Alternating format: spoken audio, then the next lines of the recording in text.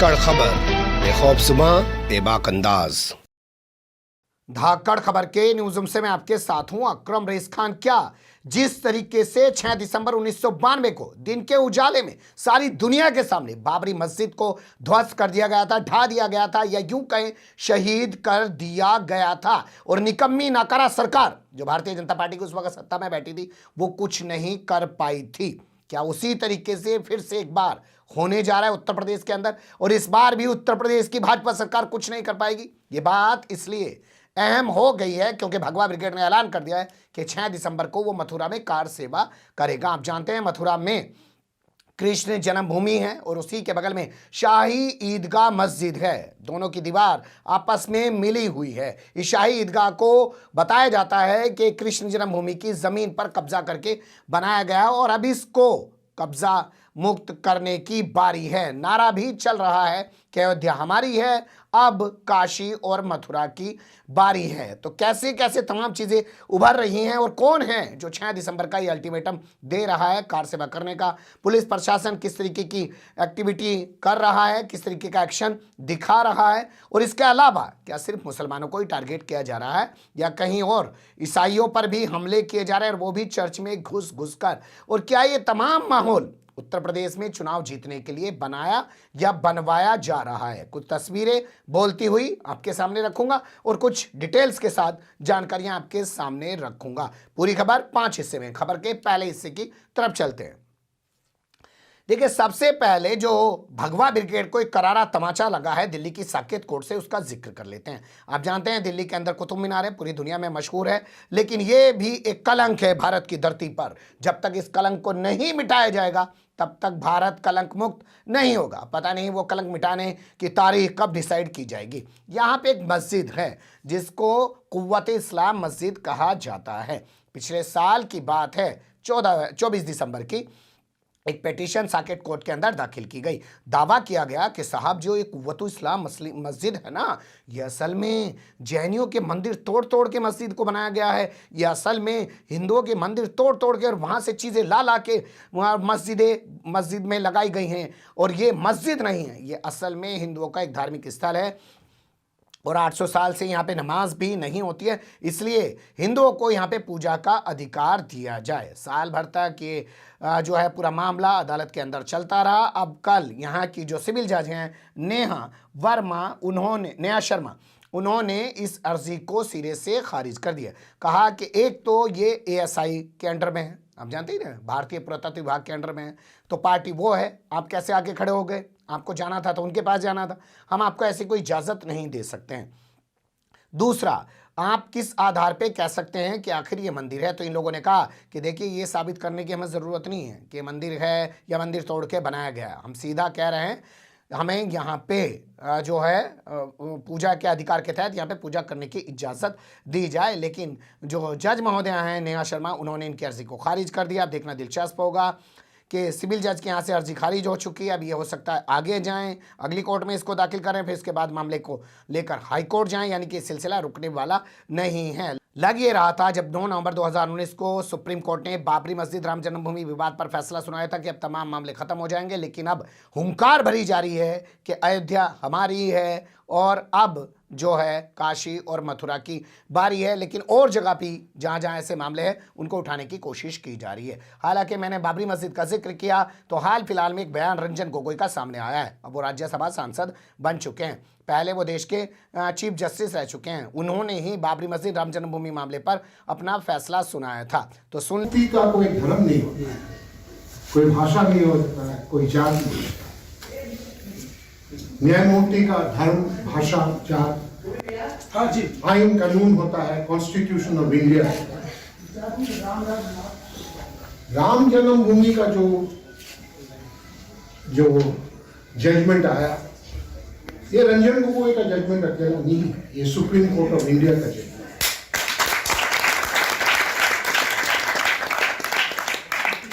5 जजों ने बैठ के 3-4 महीना हियरिंग करने के बाद 900 पन्ना 900 पेजेस का ये जजमेंट लिखा।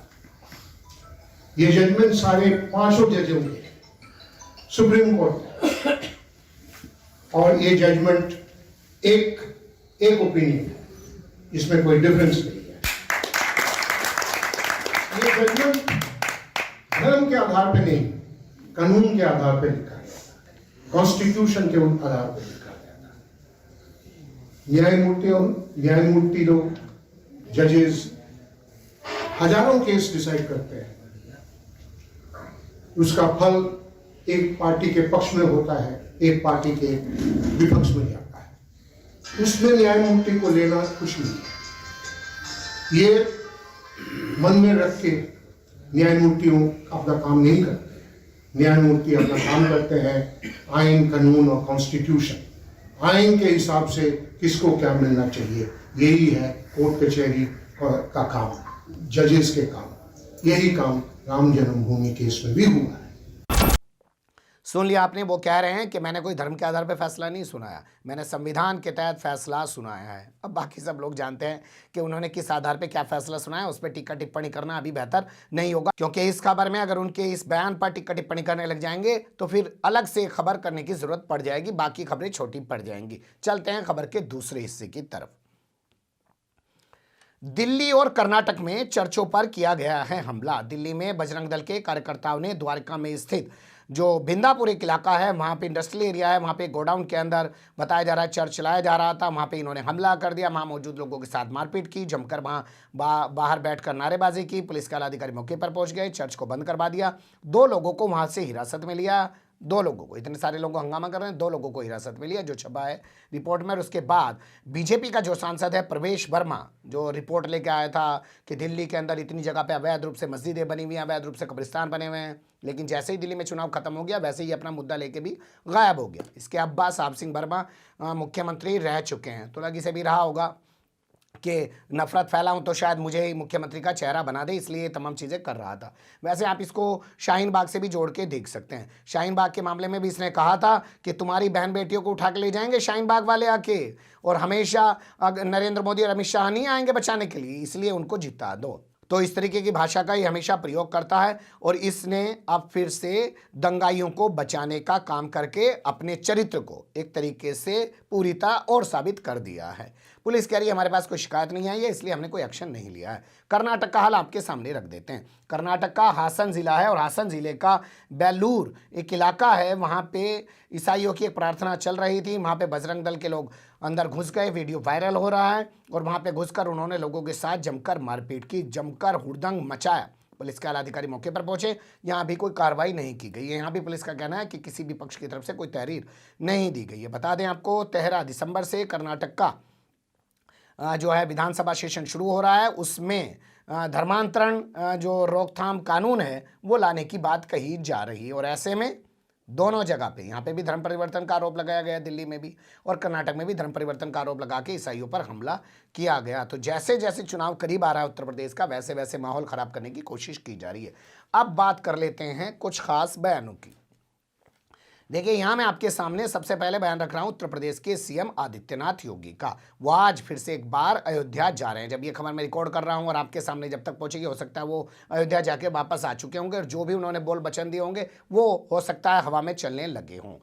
लेकिन 3 नवंबर का मैं बयान आपके सामने रख रहा हूं, जब छोटी दीपावली के मौके पे वो वहां पहुंचे थे। उन्होंने कहा था वो ज़माना चला गया, वो वक्त चला गया जब कार सेवा करने वालों पर गोलियां चलाई जाती है। अब कोई राम के लिए कार सेवा करेगा या कृष्ण के लिए कार सेवा करेगा। उन्होंने काशी के लिए कार सेवा की बात नहीं की थी, कृष्ण के लिए कार सेवा करेगा तो उस पर फूल वर्षा की जाएगी। सुन लीजिए। अब लगता है कि अगर कुछ और वर्ष आप इसी प्रकार से ले चले तो अगली कार सेवा के लिए वे और उनकी पूरी खानदान लाइन पर खड़े होते हुए दिखाई देंगे। आप देखना, अगली कार सेवा जब होगी तब गोली नहीं चलेगी, तब राम भक्तों पर, कृष्ण भक्तों पर पुष्पों की वर्षा होगी। सुन लिया। तो क्या ये उकसाने की कोशिश की जा रही थी, क्योंकि उसी के बाद तमाम हालात मथुरा के अंदर तनावपूर्ण होते जा रहे हैं। अब ये बयान सुनिए जो कल सामने आया है डिप्टी सीएम केशव प्रसाद मौर्य का। वो कह रहे हैं कि अयोध्या हमारी है, मथुरा काशी की बारी है।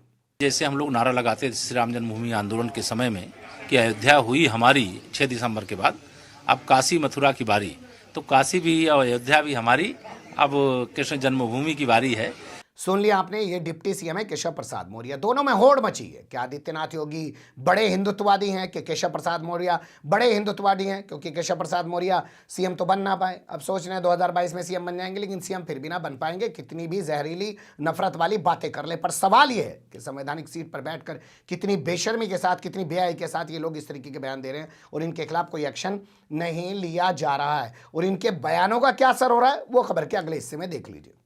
शाही ईदगाह मस्जिद में 6 दिसंबर को स्थापित की जाएगी कृष्ण की मूर्ति और फिर वहां पे पूजा पाठ शुरू कर दिया जाएगा। ये हमने नहीं कहा है, ये बाकायदा ऐलान किया है अखिल भारत हिंदू महासभा की ओर से। उनके नेता हैं राजेश्री चौधरी। मैं हमेशा ये तो कहता हूँ, प्रियंका गांधी कहती हैं कि 40% महिलाओं को टिकट देंगे तभी देश में बदलाव होगा, लेकिन क्राइम पेट्रोल देख के और भोंपू मीडिया और उसके दलाल चाटुकार दंगाई पत्रकारों की फौज में शामिल बहुत सारी महिलाओं पत्रकारों को देख के, या ऐसे राजश्री और पूजा शकुन पांडे के राष्ट्रपिता महात्मा गांधी का पुतला बना के मर्डर कर रही इन महिलाओं को देख के, या भाजपा के साथ जो सत्ता में मंत्रालय में बैठी हुई महिलाएं हैं उनको देख के लगता नहीं है कि महिलाओं के हाथ में कमान आ जाएगी तो चीज़ें बदल जाएंगी। इन्होंने ऐलान किया है कि 6 दिसंबर को मस्जिद का शुद्धिकरण करेंगे और उसके बाद वहां पे मूर्ति स्थापित करेंगे। ये ऐलान इन्होंने किया है। इनके इस ऐलान के बाद मथुरा का प्रशासन एक्टिव हो गया है। धारा 144 लागू कर दिया। 4 से ज़्यादा लोगों के इकट्ठा होने पर जो है रोक लगा दी गई है। यहाँ के डीएम जिनका नाम है नवनीत सिंह जो है चहल, वो एक्टिव हो गए हैं और उन्होंने यहाँ के एसएसपी गौरव ग्रोवर के साथ मिलके मौके पर पहुंच के हालात का जायजा लिया। पीएससी और तमाम फौज वहाँ पे तैनात कर दी है। कई लेयर में वहाँ की सुरक्षा व्यवस्था, रेड जोन, येलो जोन, ना जाने कौन कौन से जोन बना दिए। ये जोन तो अयोध्या के टाइम पे भी बने थे बाबरी मस्जिद के आसपास, लेकिन हुआ क्या था। खैर, तो इन्होंने कहा है कि हमने चाक चौबंद व्यवस्था कर दी है। इसके अलावा जो है चीज़ें अभी भी रुकने का नाम नहीं ले रही हैं। एक नारायणी सेना नाम का एक संगठन है, उसके नेता ने तो ऐलान कर दिया था कि 29 नवंबर को विश्राम घाट से श्री कृष्ण जन्म स्थान तक वो रैली निकालेंगे और उसके बाद शाही ईदगाह मस्जिद पर वो कार सेवा करेंगे। इसके बाद उसके एक नेता को शहर कोतवाली थाने के अंदर हिरासत में ले लिया गया, जो नारायणी सेना का सचिव बताया जा रहा, अमित मिश्रा उसका नाम है। वो अब उसको जेल भेजा गया, नहीं भेजा गया, कोई जानकारी नहीं आ पा रही है। जबकि नारायणी सेना कह रही है कि हमारा जो राष्ट्रीय अध्यक्ष है मनीष यादव, उसको लखनऊ में हिरासत में लिया गया है। 6 नवंबर को भी इसको हिरासत में लिया गया था। इसने ऐलान किया था कि 6 नवंबर को हम धर्म यात्रा शुरू कर रहे हैं, 11 नवंबर को ये धर्म यात्रा मथुरा पहुंचेगी। तो एक संगठन नहीं है, हर ओर से ये कोशिशें की जा रही हैं। इसके अलावा एक बयान मैं आपके सामने और रख रहा हूं, जो ये राज्यसभा सांसद का है, नाम है हरनाथ सिंह, आप स्क्रीन पे देख सकते हैं। इन्होंने कहा कि शाही ईदगाह मस्जिद में नमाज पढ़ने पर पाबंदी लगानी चाहिए। और उसके बाद क्या हुआ ये देख लीजिए आपके सामने। मथुरा के अंदर डीएम ऑफिस के बाहर एक प्रदर्शन किया गया भगवा ब्रिगेड के जरिए और उसमें मांग की गई कि वहां नमाज पढ़ने पर पाबंदी लगाई जाए, क्योंकि मुसलमान वहां मौजूद हिंदुओं के धार्मिक स्थल के जो निशानात हैं, जो वहां पे चीज़ें हैं, उनको मिटा रहे हैं धीरे धीरे करके। तो पहले सीएम, फिर डिप्टी सीएम, फिर सांसद जो बोलता है और उसके बाद भगवा ब्रिगेड के लोग वो करते हुए दिखाई देते हैं। कोई ये संयोग तो नहीं है, पर योग हो रहा है। इसके अलावा एक पहलू और है, वो भी देख लीजिए। सड़क और सोशल मीडिया ही नहीं, कोर्ट में भी घसीटा जा रहा है पूरा मामला। 29 नवंबर को मथुरा की कोर्ट के अंदर सुनवाई हुई और उसके बाद इस मामले में अगली सुनवाई के लिए 15 फरवरी की तारीख निर्धारित की गई। बताया गया कि इस मामले में जो मुस्लिम पक्षकार हैं, यानी कि जो मस्जिद पक्षकार हैं, उन्होंने अपना पक्ष अभी दर्ज नहीं किया है, अपना जवाब दाखिल नहीं किया है, इसलिए अगली सुनवाई की तारीख निर्धारित कर दी गई है। आरोप लगाया जा रहा है कि 1967 में जो समझौता हुआ था 13.67 एकड़ ज़मीन के, वो गलत तरीके से हुआ था, उसको ख़त्म किया जाना चाहिए। और जिस जगह पर मस्जिद खड़ी है वो सारी की सारी जगह वहाँ पे मस्जिद ध्वस्त करके मंदिर पक्ष के हवाले कर देनी चाहिए। इसको लेकर अदालत में भी लड़ाई लड़ी जा रही है। इसी तरीके का माहौल आप देखेंगे काशी की ज्ञानवापी मस्जिद को लेकर भी बना हुआ है। वहाँ भी अदालतों का दरवाज़ा खटखटाया जा रहा है और वहाँ भी उस मस्जिद के अस्तित्व पर सवाल बना हुआ है। त्रिपुरा से आए चुनावी नतीजे बता रहे हैं कि वहाँ दंगा हुआ, बवाल हुआ और 334 में से 329 सीटें बीजेपी जीत गई है। तो ऐसे में क्या 6 दिसंबर को कोई बड़ा बवाल मथुरा में कराया जा सकता है? और जैसे अयोध्या में हुए बवाल के बाद जो बाबरी मस्जिद को उठाया गया था, शहीद किया गया था, उसके बाद से आज तक भाजपा बढ़ रही है। तो भाजपा को जो बढ़त है वो बचाने के लिए अब मथुरा का सहारा लेने की ज़रूरत पड़ रही है। क्या मथुरा में कार सेवा की जाएगी? क्या वहाँ का जो डीएम और एसएसपी जिस तरीके से बातें कर रहे हैं, क्या वो कर पाएंगे क्या? क्योंकि सत्ता में बैठे लोग तो अपने मुँह से कह रहे हैं या केशव प्रसाद मौर्य कि भाई अयोध्या हमारी है और मथुरा काशी की बारी है। तो क्या ऐसे में डीएम और एसएसपी की कोई औकात रह जाती है क्या? वो ज़माना शायद चला गया जब हम लोग बात करते थे कि किरण बेदी जैसी अफसर होती हैं जिन्होंने इंदिरा गांधी का चलान कर दिया, या बाबा जैसे एक अफसर हैं जो बुलडोजर लेके निकलते हैं और उस तमाम अतिक्रमण को हटा देते हैं। आज क्या आप किसी ऐसे अफसर के बारे में जानते हैं? आज तो रीढ़ की हड्डी अफसरों के पास बची ही नहीं है। भूपू मीडिया से बड़े दलाल चाटुकार दंगाई पत्रकारों से बड़े अगर कोई दलाल चाटुकार बने हुए हैं तो वो अफसर लोग भी बनी हुई है, चाहे पुलिस हो चाहे प्रशासन हो। बहुत तनावपूर्ण स्थिति है मथुरा के अंदर। ये वाकई में तनावपूर्ण है या तनावपूर्ण दिखाने की कोशिश की जा रही है, बनवाई जा रही है? बहुत सारे सवाल हैं, इसको लगातार देखते रहेंगे और आपके सामने रखने की कोशिश करते रहेंगे। आप बने रहिएगा धाकड़ खबर के साथ। फिलहाल कमेंट्स के रूप में आप लोग अपनी राय दे सकते हैं, खबर को लाइक कर सकते हैं, चैनल को सब्सक्राइब कर सकते हैं और ज़्यादा से ज़्यादा हमारी खबरों को शेयर कर सकते हैं। फिर ऐसे ही किसी सुलगते हुए या उलझते मुद्दे लेकर मैं आपके सामने हूँगा हाजिर। फिलहाल अभी मुझे नहीं इजाज़त।